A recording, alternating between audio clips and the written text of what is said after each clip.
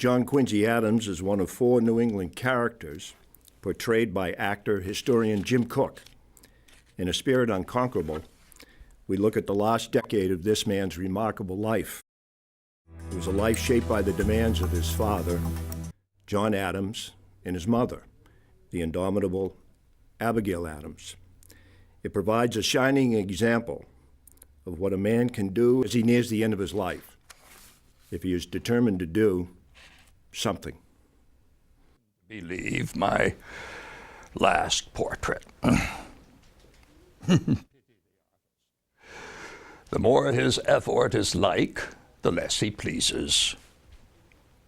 He has stepped away, but will return shortly.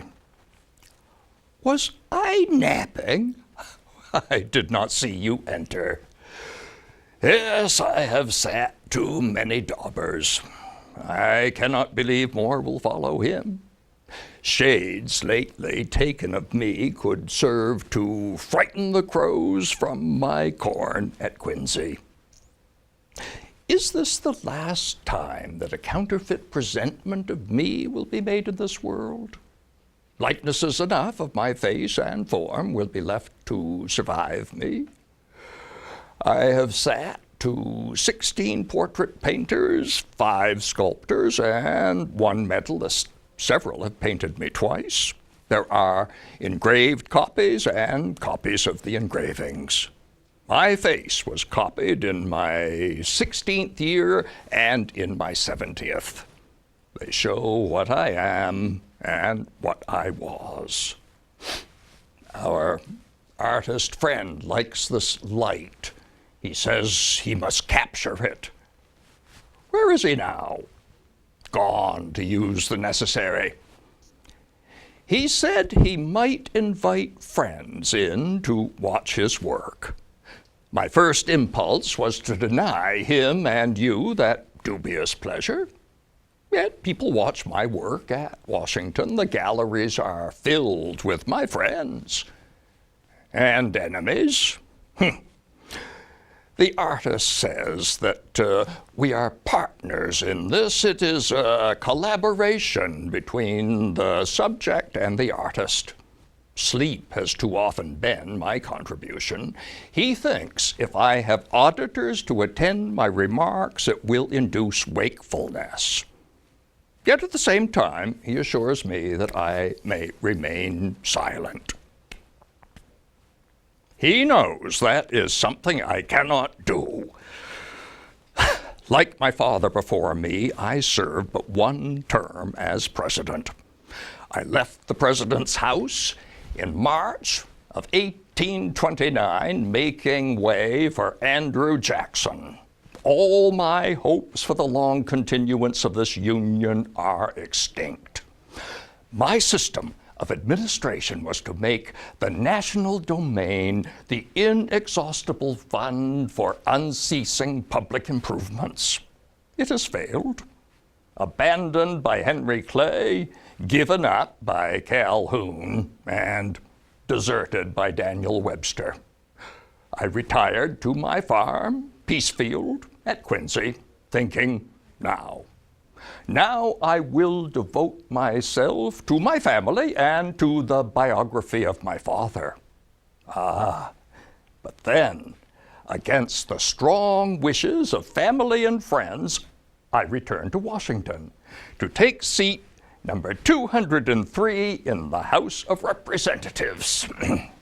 When Henry Clay saw me at my desk, he asked, "Well, Adams, how does it feel to be a boy again?"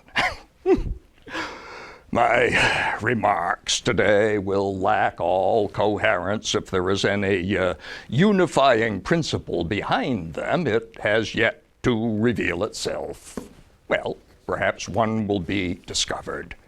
What I will read to you will be abstracted from my journals, and with some exceptions, I have selected entries in proximity to my birthday. July 11, 1836. With praise and power to God and a solemn sense of my earthly condition and hopes of a better world to come, I enter upon the 70th year of my pilgrimage. In my reading, I shall look up from time to time to impart an air of spontaneity. I have sat to many artists. They had only but to ask. For the sculptor Hiram Powers, I wrote this verse. Sculptor, thy hand has molded into form the haggard features of a toil-worn face, and whosoever views thy work shall trace an age of sorrow and a life of storm. And canst thou mold the heart, for that is warm, glowing with tenderness for all its race, instinct with all the sympathies that grace the pure and artless bosoms where they swarm. Artist, may fortune smile upon thy hand. Go forth and rival Greece's art sublime. Return and bid the statesmen of thy land live in thy marble through all after time. Oh, snatch the fire from heaven Prometheus stole, and give the lifeless block a breathing soul. Abolitionists constantly urged me to indiscreet actions which could ruin me and weaken their cause. My own family, on the other hand, my good wife, Louisa Catherine, and my one son, Charles Francis, and other dependent relations, exercise all the influence that they possess to restrain and divert me from any and all connection with the abolitionists. However, as an elected representative, I am required to present abolitionist petitions from Massachusetts and other states. One day, I presented a petition from 9 ladies of Fredericksburg, Virginia. Now, I was not certain that this petition was genuine. It prayed for the ending of the slave trade in our capital city. Now, if the petition was not genuine, I would not present it, nor would I name the women, the ladies whose signatures appeared thereon. Well, James Patton from Richmond, Virginia, sat to my left. He had been raised in Fredericksburg, and he said that he was sure that no ladies from Fredericksburg ever signed any such petition. Upon examination, he recognized the name of one of the signers. It is not the name of a lady. It is the name of a free mulatto woman of the worst fame and reputation. He further assumed that the 8 other signers were equally infamous. The gentleman from Virginia says he knows these women and that they are infamous. How does the gentleman know it? Mr. Patton hastened to assure the House that he did not know the women personally. I heard from others that the character of one of them was notoriously bad. I am glad the gentleman now disclaims any knowledge of these women, because if he had not denied that knowledge, I might have asked who it was that made these women infamous.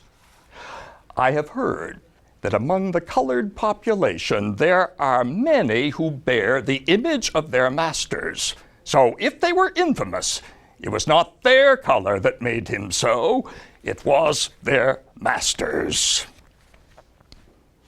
Each year, as the House adopted new rules, I unceasingly endeavored to change that rule which stated, Congress will not receive petitions touching upon slavery because, 1, Congress has no right to interfere with slavery in any state. 2, Congress ought not to interfere with slavery in the District of Columbia. And 3, the agitation of the question of slavery is disquieting.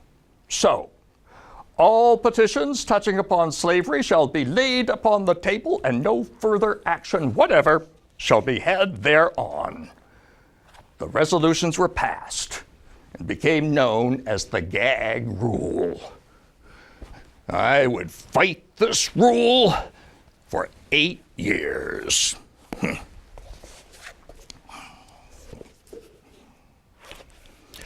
July 10, 1838. About sunrise, I rode to the Potomac to my old bathing place beneath the bluff near the bridge where I bathed and swam about a quarter of an hour. It was my first river bath this season, and it seemed to give me new life.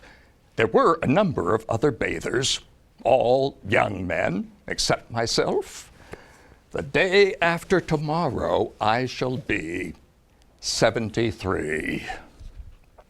Boston, September 27, 1842. Today, I visited a Daguerrean gallery to have my photograph taken.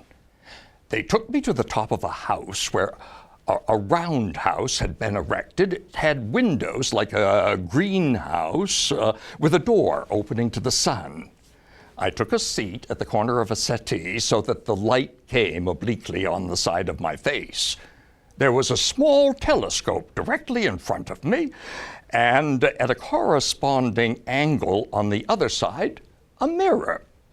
A tin or metallic plate was fitted into the telescope, and on that metallic plate, the photographic impression is made. Not more than 2 minutes were required for each impression, during which I was required to keep my head immovable, looking steady at one object.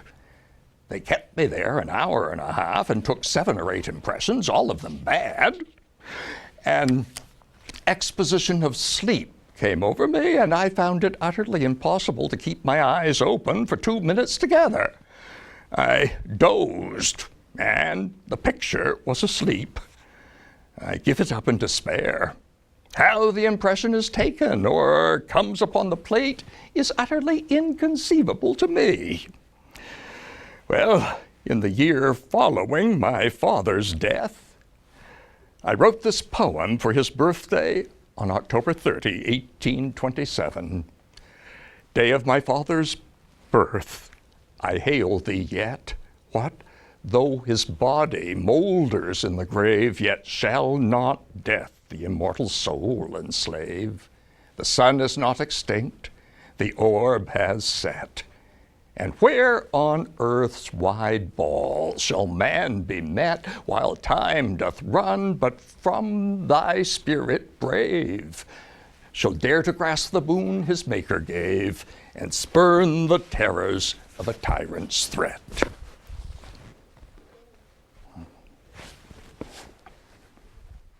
Henry Wadsworth Longfellow lived in a defining age of American history. Born when the country was only 31 years old, he went on to write poems which have become cultural icons in the United States and beyond. In the 1830s, he moved to Cambridge, Massachusetts, and taught languages at Harvard College. Although he was a good professor, his ambitions were more literary, and he eventually left his job to focus solely on his poetry. Today, he's considered the first professional poet in American history.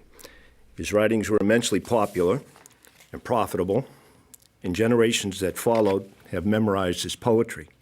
Words like the songs about Hiawatha, the Children's Hour, Paul Revere's Ride, and Evangeline.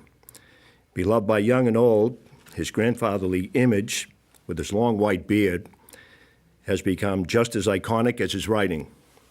But did you know that he did not grow his beard until he was an older man? Literary historian Rob Villella portrays Longfellow in his younger years as a struggling professor with poetic aspirations. You'll excuse me. I rarely speak in public, and certainly not about a topic as dull as myself. But I did prepare some notes from my journals and letters and writings, even a speech or two. I should begin at the beginning. When I was still a teenager, I told my father what my aspirations were. I wrote to him, "I will not disguise it in the least. The fact is, I most eagerly aspire after future eminence in literature. My whole soul burns most ardently after it, and every earthly thought centers in it. If I can ever rise in the world, it must be in the wide field of literature." Now, this is a bold aspiration. Oh, I've always loved literature and poetry. In fact, I published my first poem when I was but 13 years old. I remember walking down the street in my native town of Portland, Maine, to the newspaper office, and very quietly I put my manuscript into the letterbox, then ran away before anyone could see me. No one knew. And when it was finally published, I was at a friend's house, and his father read the paper and said, "Did you see the poem in today's paper? Very stiff, remarkably stiff." Yes, he was a ferocious critic. Well, that was my first indication. It is the prerogative of the poet to give pleasure, but it is the critic's province to give pain.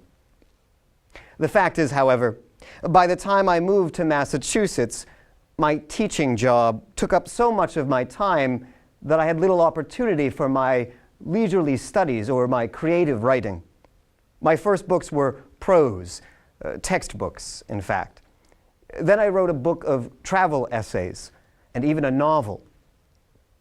Finally, settled in Massachusetts, I turned to the pastime of my youth, poetry. Finally, I started writing poems again, and one of my earliest was written about a man in Cambridge whom I walked by on my way to work every morning. He was the village blacksmith. Under a spreading chestnut tree, the village smithy stands. The smith, a mighty man is he, with large and sinewy hands, and the muscles of his brawny arms are strong as iron bands. His hair is crisp and black and long. His face is like the tan. His brow is wet with honest sweat. He earns whate'er he can, and looks the whole world in the face, for he owes not any man. Week in, week out, from morn till night, you can hear his bellows blow. You can hear him swing his heavy sledge with measured beat and slow, like a sexton ringing the village bell when the evening sun is low. And children coming home from school look in at the open door. They love to see the flaming forge and hear the bellows roar, and catch the burning sparks that fly like chaff from a threshing floor.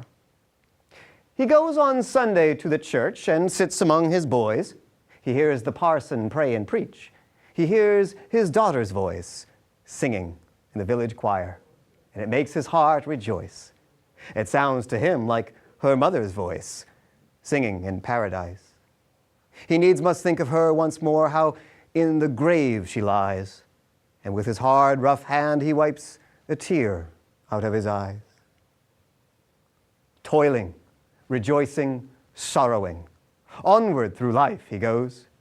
Each morning sees some task begin, each evening sees it close. Something attempted, something done, has earned a night's repose. Thanks to thee, my worthy friend, for the lesson thou hast taught. Thus at the flaming forge of life, our fortunes must be wrought. Thus on its sounding anvil shaped each burning deed and thought.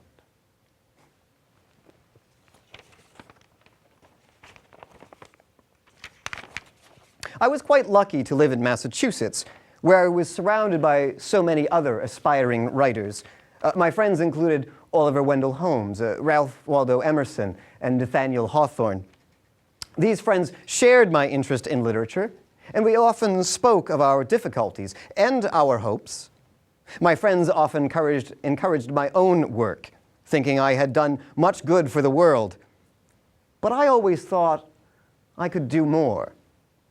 Well, we judge ourselves by what we feel capable of doing. Only others judge us by what we have already done. I once said that music is the universal language of mankind. Well, I have often thought that poetry and music are quite similar. In fact, I often referred to my poems as songs. And as I struggled to become a more well-known poet, I learned to be satisfied merely by the admiration of my friends. This poem is called The Arrow and the Song. I shot an arrow into the air. It fell to earth, I knew not where. For so swiftly did it fly, the sight could not follow it in its flight. I breathed a song into the air. It fell to earth, I knew not where. For who has sight so keen and strong that it can follow the flight of song? Long, long afterward, in an oak, I found the arrow still unbroke, and the song from beginning to end I found again in the heart of a friend. Although I suffered many hardships in my life, both personal and professional, I always tried to view the world with a sunny disposition, you might say. It is difficult to maintain such optimism amid the cares of life when there is no sunshine in the soul. Equally problematic is when there is no sunshine in the sky. We have each seen a dismal, rainy day. Sorrow seeks out such days as this. Perhaps I can offer an alternative perspective in the form of a poem I wrote called The Rainy Day. The day is cold and dark and dreary. It rains and the wind is never weary. The vine still clings to the moldering wall, but at every gust the dead leaves fall, and the day is dark and dreary. My life is cold and dark and dreary. It rains and the wind is never weary. My hopes still cling to the moldering past, but the hopes of youth fall thick in the blast, and the day is dark and dreary. Be still, sad heart, and cease repining. Behind the clouds is the sun still shining. Thy fate is the common fate of all. Into each life some rain must fall. Some days must be dark and dreary. My hope is that men of talent can devote their time to creating literature and poetry in our still young country. Someday I hope to see that our native writers have achieved great work. But as yet, we can boast of nothing farther than the beginning of a national literature, a literature associated and linked in with the grand and beautiful scenery of our country, with our institutions, our manners, our customs. In a word, with all that has helped to form whatever there is peculiar to us and to the land in which we live. We cannot yet throw off our literary allegiance to Old England. We cannot yet remove from our shelves every book which is not strictly American. But when will our poets rise? Poetry with us has never yet been anything but a pastime.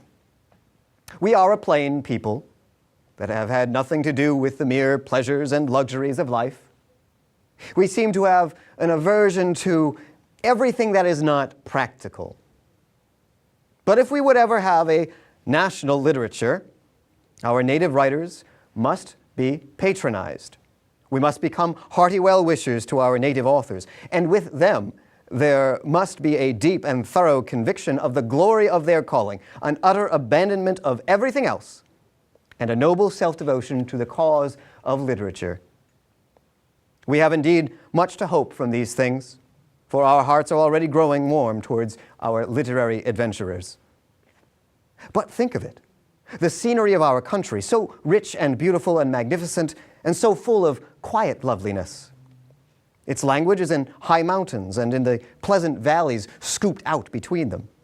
No, our poetry is not in books alone. It is in the hearts of those who have gone into nature. Thus shall the mind take color from things around us. From them shall there be a genuine birth of enthusiasm, a rich development of poetic feeling that shall break forth in song. We may rejoice then in the hope of our national literature, for no people are richer than we are in the treasures of nature. And well may each of us feel a glorious and high-minded pride in saying we have a national literature. Oh dear, it seems I have taken too much of your time already. Perhaps I can conclude with one more poem. The day is done, and the darkness falls from the wings of night, as a feather is wafted downward from an eagle in his flight. I see the lights of the village gleam through the rain and the mist, and a feeling of sadness comes over me that my soul cannot resist. A feeling of sadness and longing that is not akin to pain and resembles sorrow only as the mist resembles the rain. Come, read to me some poem, some simple and heartfelt lay that shall soothe this restless feeling and banish the thoughts of day. Read from some humbler poet whose songs gush from his heart as showers from the clouds of summer or tears in the eyelids start. Then read from the treasured volume the poem of thy choice, and lend to the rhyme of the poet the beauty of thy voice. And the night shall be filled with music, and the cares that infest the day shall fold their tents like nomads and as silently steal away.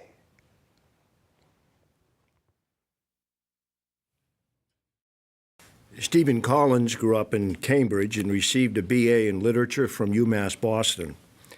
After a 20-plus year career in sales, he is back doing what he truly loves, performing and teaching. Recently, he has been teaching seminars on Whitman, Hardy, Shakespeare, Frost, and contemporary poetry at various locations throughout the country. The newest addition to his repertoire, one-man show, Shake Scene, has been met to rave reviews. He also works as a professional licensed tour guide, doing narrated historical tours of Boston. His Whitman performances have taken him all over the country. He now has 6 one-man shows and teaches 5 courses, where his style has been described as a hybrid between lecture and performance. If you cannot understand my argument and declare it's Greek to me, you are quoting Shakespeare. If you claim to be more sinned against than sinning, you are quoting Shakespeare. If you recall your salad days, you are quoting Shakespeare.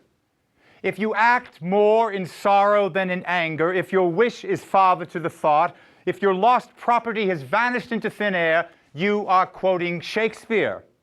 If you have ever refused to budge an inch or suffered from green-eyed jealousy, if you have played fast and loose, if you've been tongue-tied, a tower of strength, hoodwinked, or in a pickle, if you have ever knitted your brows, made a virtue of necessity, insisted on fair play, slept not one wink, stood on ceremony, danced attendance on your lord and master, had short shrift, cold comfort, or too much of a good thing, if you've seen better days or lived in a fool's paradise, why then, be that as it may, the more fool you, for it is a foregone conclusion that you are, as good luck would have it, quoting Shakespeare.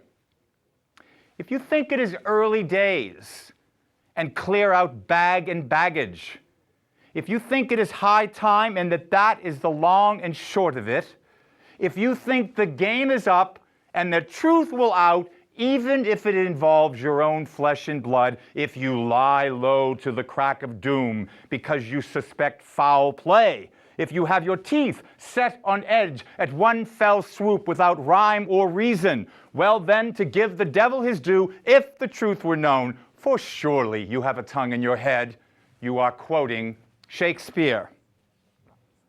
Even if you bid me good riddance, if you send me packing, if you wish I were dead as a doornail, if you think I'm a laughing stock, bloody-minded, a blinking idiot, well then, by Jove, oh Lord, tut tut, what the dickens, for goodness sake, but me no buts, for it is all one to me, you are quoting Shakespeare. In Shakespeare's play Hamlet, at the very beginning of the play, Hamlet is visited by what he believes to be the ghost of his father. The ghost tells him in rather grisly detail about his murder by his brother Claudius. To compound and make matters worse, Hamlet's mother Gertrude has married Claudius.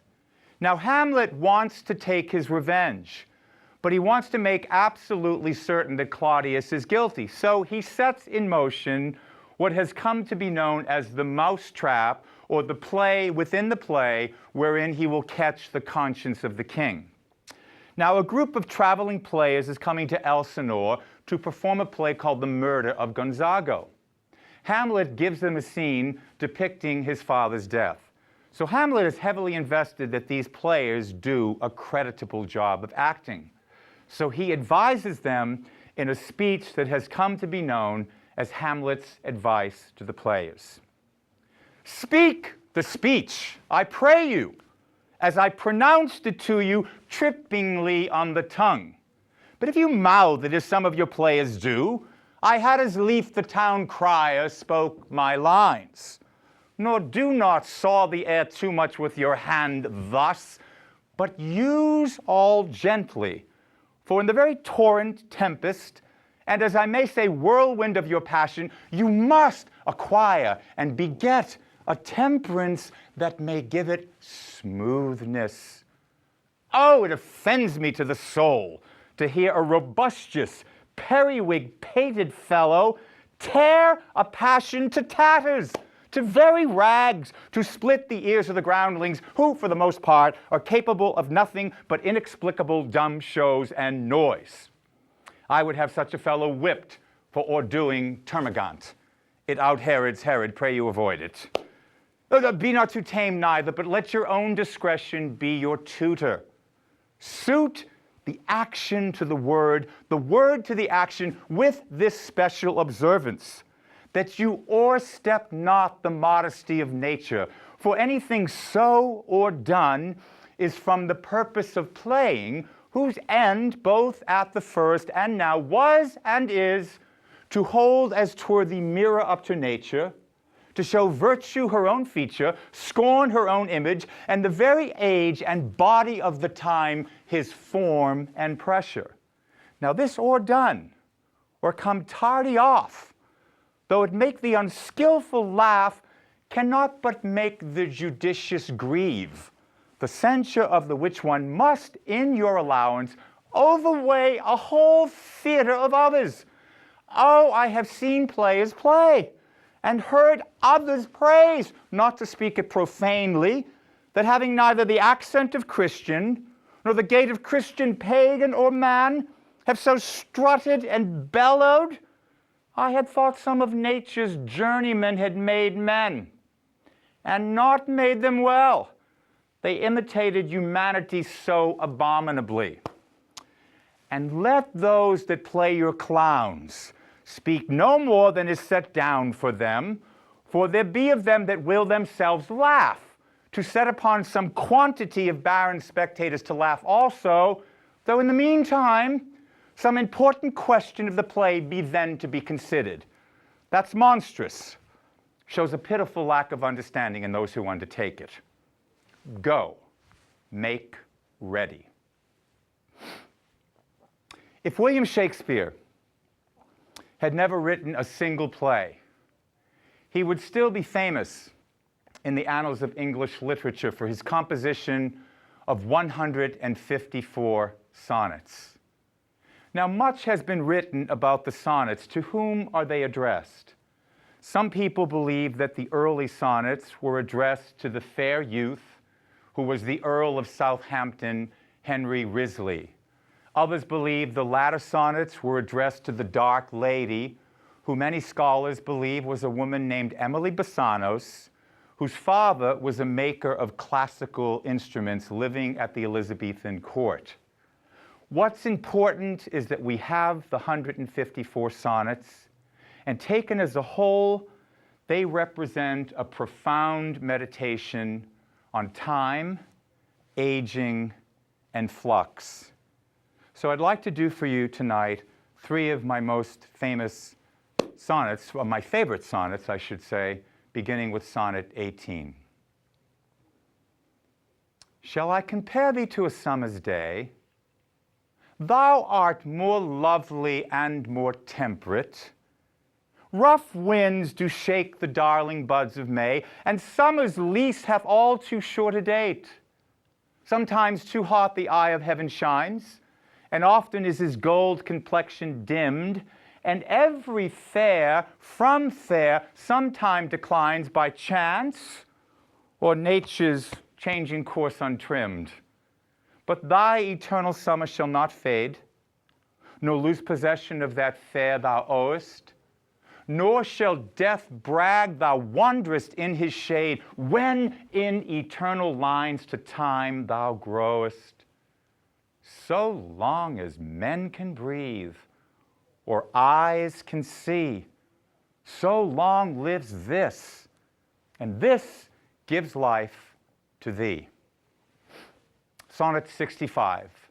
Since brass, nor stone, nor earth, nor boundless sea, but sad mortality o'ersways their power, how with this rage shall beauty hold a plea, whose action is no stronger than a flower?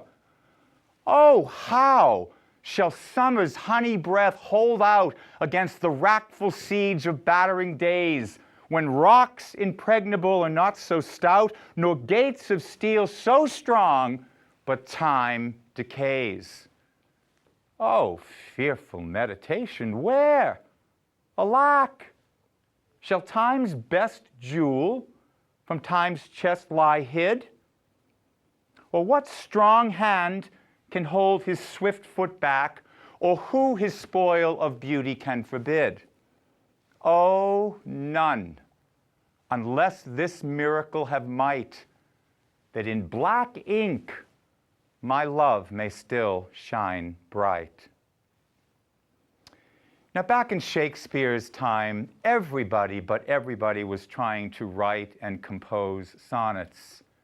If you saw the wonderful movie Shakespeare in Love, that fact was brought home when the gondolier says, "Master Shakespeare, I have written some sonnets, and I'd like you to read them to tell me if you think they are worthy." And Joseph Fiennes, the actor playing Shakespeare, rolls his eyes as if to say, "Oh my God, I'm going to have to read these god-awful bad sonnets." My favorite sonnet in the entire sequence is Sonnet 130. I think Shakespeare is poking fun at the notion that language can ever adequately describe our feelings, particularly our amorous feelings. I think he's also poking fun at himself. Sonnet 130. My mistress' eyes are nothing like the sun. Coral is far more red than her lips red. If snow be white, why then her breasts are dun. If hairs be wires, black wires grow on her head. I have seen roses damasked red and white, but no such roses see I in her cheeks.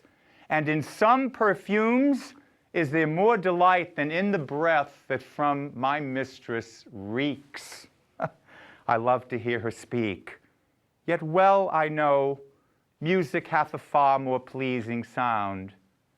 I grant I never saw a goddess go. My mistress, when she walks, treads on the ground.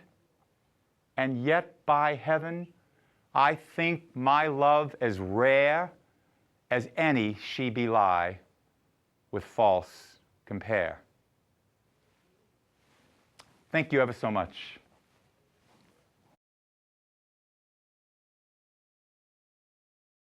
Despite his formidable contributions to the shaping of the American Republic and his prescient vision of the United States as a global world power, Alexander Hamilton never captured the hearts of Americans in the way that Thomas Jefferson and Abraham Lincoln were able to do so.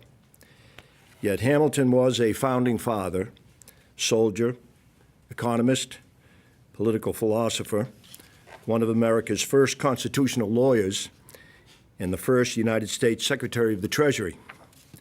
And as Secretary of the Treasury, Hamilton was the primary author of the economic policies of the George Washington administration, the funding of state debts by the federal government, the establishment of a national bank, a system of tariffs, friendly trade relations with Great Britain, John Horrigan is an accomplished stage actor, historical lecturer, professional sports announcer, and the host of a cable television program, The Folklorist. In addition, he is a member of the Lincoln Minutemen and belongs to a group of historical reenactors known as Solo Together. This is John's debut portrayal of an historical character. Join us as he attempts to bring Alexander Hamilton to life on the eve of his death. It is July the 4th, 1804. I am reflecting back upon my life. Tomorrow, at dawn, is a very important occasion for me, but more on that in a moment. When they tell you that I was born in the year 1755 on the island of Nevis in the West Indies, let them know that I am 2 years younger in the heart. My father, James, was the son of a Scottish lord, and he abandoned my mother, Rachel, my brother James, and I after my mother's first husband, a spiteful man named Johann Levine, filed for divorce under such lecherous circumstances as bigamy, abandonment, and adultery. My mother had to work very hard selling her wares in a store in Christenstead. In February of 1768, she died of the fever and a broken heart, leaving my brother James and I orphaned. Mr. Levine came and seized my mother's assets. He took everything, her silver, even my prized library of 34 books, including Roman and Greek classics. Had not a friend intervened and purchased the books back for me? I love those books. I love to read. The art of reading is to skip judiciously. Well, I had a good command of the French language. My mother taught me that. And on the island of St. Croix, that put me in good stead. And at the age of 11, orphaned, we were adopted by a cousin named Peter Lighton. He later took his own life. My brother James became apprenticed to a local carpenter. I was adopted by a Nevis merchant by the name of Thomas Stevens, a good man. In fact, I got on very well with his son Edward. We were so alike in many, many ways. I apprenticed at an import-export counting house known as Beekman and Kruger. And there, I got on nicely as a clerk in the day-to-day business operations. In fact, Mr. Kruger left the business in 1771 for 5 months and left me, at the age of 13, in charge. I learned a great deal. I loved reading, but I developed a fondness for writing. In fact, I recorded a sermon by the Reverend Hugh Knox, a fiery sermon, verbatim, and it was published in the Royal Danish American Gazette. In fact, on August 30th of 1772, a wicked hurricane lashed the island of St. Croix, and I recorded such a great account that those who read the Royal American Danish Gazette decided that I had some talents in my writing. And in fact, friends and some of the important people of the island collected a fund, and they sent me to the North American colonies. In 1772, I arrived in Boston, and I headed south, where I attended Elizabethtown Academy. And I tutored under Mr. William Livingston, a brilliant man, a revolutionary. He taught me so much. After a year, I decided to apply for college. I applied to the College of New Jersey, now some people refer to it as Princeton, and asked for an accelerated curriculum. They declined. It was then that I applied to King's College and asked for the same prerequisite. And they obliged. It took me only 1 year before I obtained a Bachelor of Arts degree. But I learned a great deal while I attended King's College. I learned how to write. A reverend, a clergyman, a loyalist by the name of Seabury, a farmer, published these letters denouncing the First Congress and denouncing the revolutionary cause. And I came back with a full vindication of Congress and another article that I called The Farmer Refuted. I also attacked the Quebec Act, and I had 14 anonymous installments under the moniker The Monitor that I submitted to Holt's New York Journal. I support the revolutionary cause, but I do not support mob reprisals against loyalists. In fact, the president of King's College, a loyalist, was surrounded by a mob who wished to tar and feather him. I intervened, and I kept them amused with my eloquence and at bay, while he found an escape. Now, during my time at King's College, I joined a volunteer artillery militia, and we practiced our maneuvers every single day before classes, and I studied up on the tactics of artillery. And in fact, when it came around to August of 1775, we seized cannon, British cannon, at the battery. We were being fired upon by the HMS Asia, and we held our own. In March 14th of 1776, I was commissioned as captain of our artillery company. I participated in the Battle of Long Island in August of 1776, the Battle of White Plains that October. In fact, I protected the withdrawal of Smallwood's militia. And then some say, perhaps my finest hour, January 1777, at Trenton. I protected General Washington and the Continental Army's hasty but organized withdrawal. I manned the crossroads and put down a hellacious fire of artillery down on the Hessians. We thrashed them, but good. My actions came to the attention of General Nathaniel Greene and General Henry Knox, and they both offered me the position of aide-de-camp. I declined. I wanted to obtain more glory in the battlefield. It was at this time, though, that General Nathaniel Greene introduced me to General Washington, His Excellency.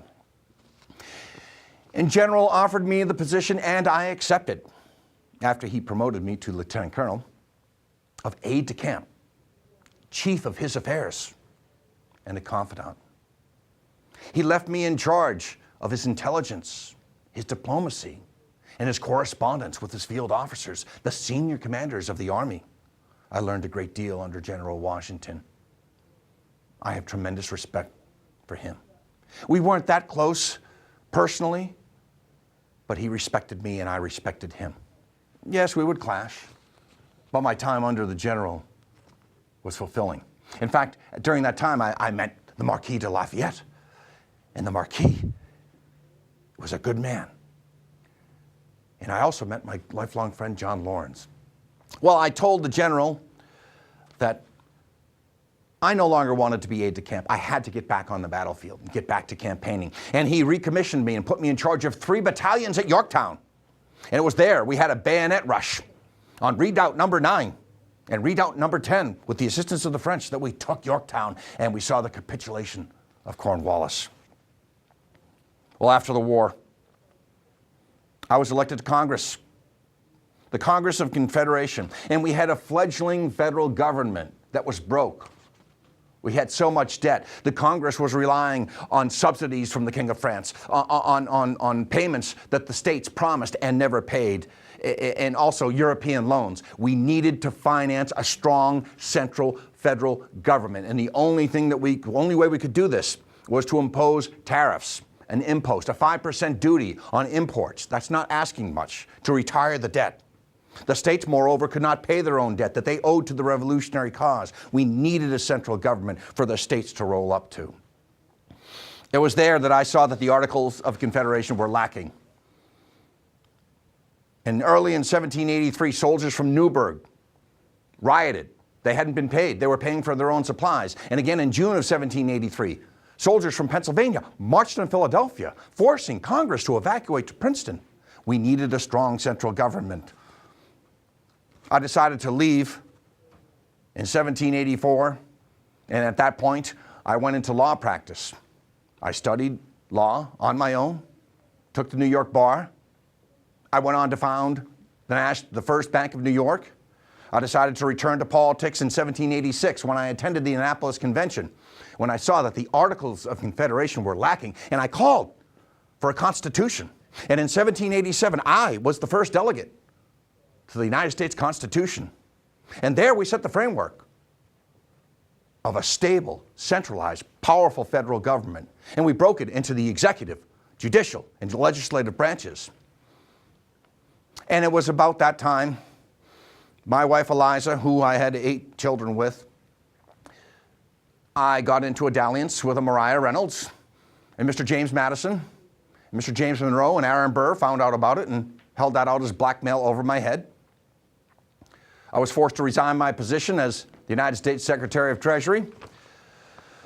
And in the election of 1796, I decided to support Thomas Pinckney of South Carolina, not John Adams. I figured John Adams, who was a vice president under George Washington, would serve as another vice president. So at that point, I decided to support Pinckney. Unfortunately, my plan backfired. Adams got elected president, and the vice president was one Thomas Jefferson. I served under Adams. He made me Major General of the Army. By the election of 1800, I decided that I wanted Thomas Pinckney's older brother, Charles, as president. Well, the electors did not rally behind me, and somehow a deadlock between Thomas Jefferson and one Aaron Burr. And I decided to side with Jefferson because of the two, he's the honest one. And in 1804, I made sure that Mr. Burr was not elected governor of New York. I made sure that he was not going to be elected the president of the United States. And here I am today, July 10th, 1804. Tomorrow morning I get in a boat and cross the Hudson to the west bank of New Jersey, to Weehawken, where my son Philip was killed in a duel 3 years earlier. And I will face Mr. Aaron Burr. I am the honorable one. I shall throw away my first shot. That is the honorable thing to do. And I will not stand for someone to slander me and libel me as Mr. Burr has. And tomorrow, the course of the United States will be changed when I decide to get rid of Mr. Aaron Burr. God bless the United States. This is my 3rd duel. I've gotten out of 2 duels, and I will get out of this one. But if it weren't for my actions, we would not have a strong, centralized United States government. And now, my friends, and now, my dear Eliza, I tell you that I love you, and I will see you in the afternoon. Thank you.